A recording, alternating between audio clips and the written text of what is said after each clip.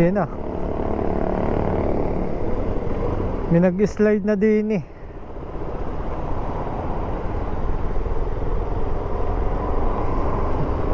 Mag-asawa pa naman.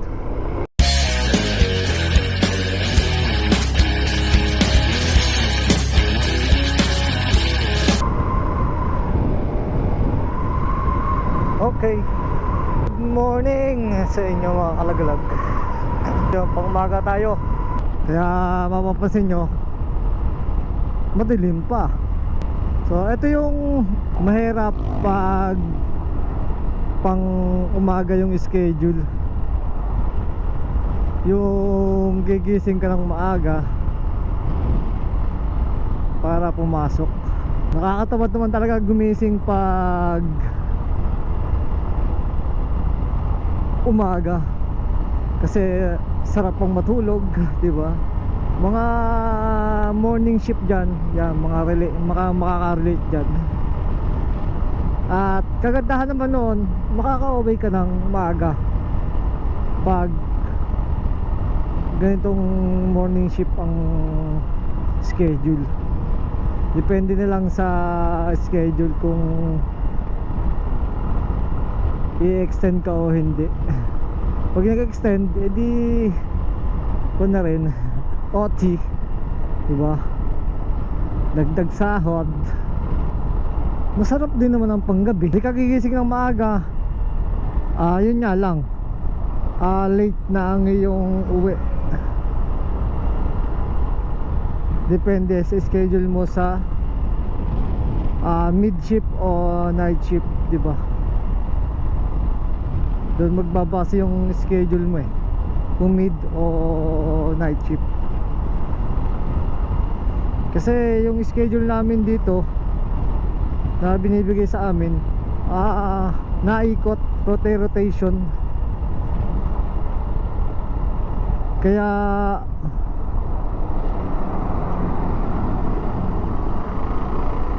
lahat ng shift ay nadadaanan ko. Kaya yun, medyo nasasanay ako pagka mga ganun ka.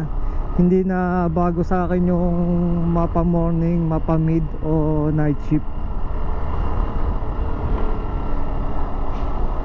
Normal na lang sa akin.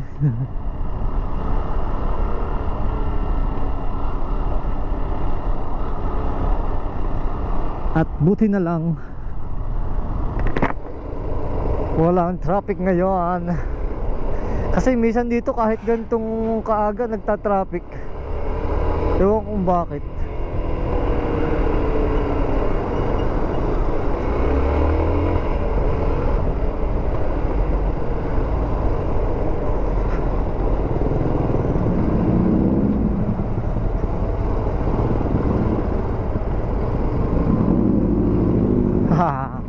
Lowered pa more.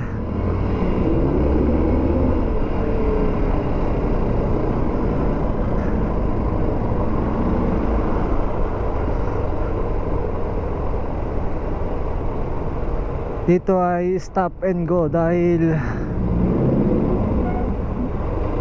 ginagawa yung kabilang daan. Kaya nagiging counterflow yung ibang pataas. Kaya ginawa dito stop and go.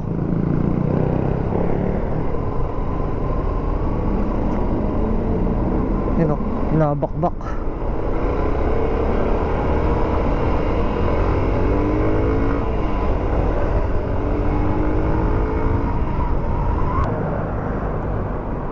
Pero nyo, 25 minutes lang natin tinakbo mula bahay hanggang dito sa trabaho. At sarado pa.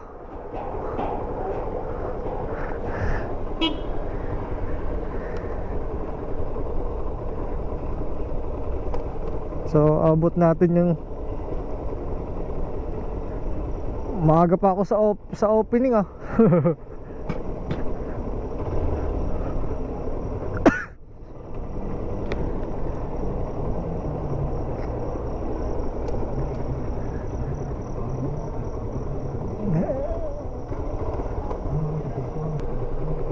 Okay, nandito ako.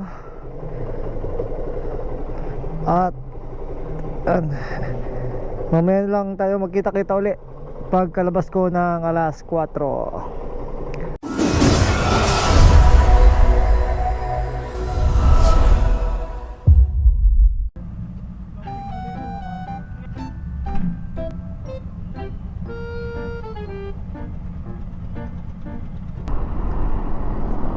Okay. At yon, out na tayo. So buti na lang tumila. Umulan kanina bago, kala ko magtutuloy-tuloy yung ulan. Buti na lang pag out ko sabay tumila. Di hindi ako magkakapote ngayon. May kapote naman ako kaso tinatamad lang ako magsuot.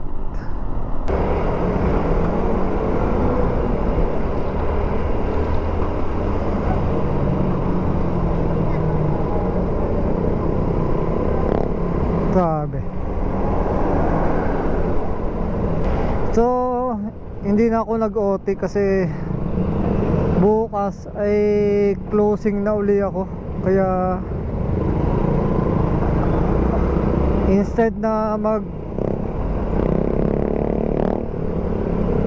mag-OT ako, eh ipapahinga ko lang muna para makabawi-bawi naman ang aking katawan.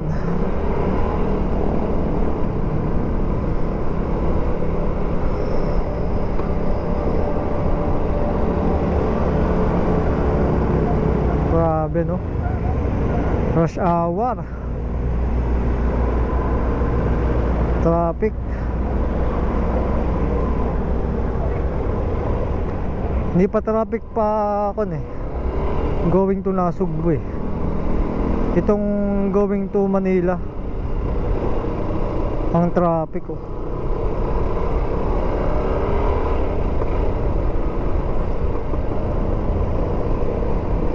yan na. May nag-slide na din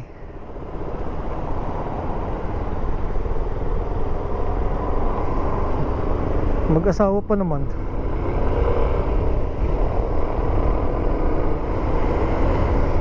Buti ganun lang yung sa kanila slide. Delikado kasi yun sa daang yun, kasi doon putulan daan. Kaya pag hindi nyo talaga kabisado ang daan ay talagang may slide kayo doon.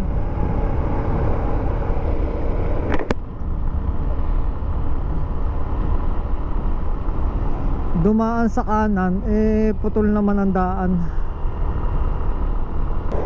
Pasko na ang simoy. Ang dami ng mga Christmas light na kumukutitap sa mga tabindaan.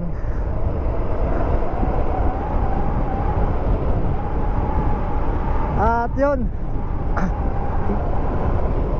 ginabi na ako dahil dumaan pa ako sa aking mga pinsan at lola dahil babanluksa ngayon ang aking tsuhin. Kaya pagkalabas ko doon ako dumiretso.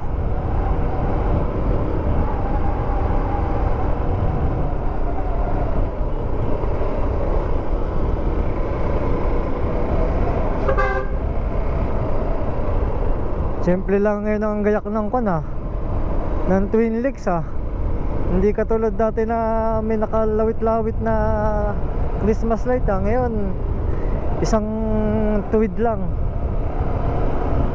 Maganda nga, malinis nga naman tingnan. Tsaka hindi ganun karami ang Christmas light na magagamit. At least yun, kahit hindi kalasin, okay lang.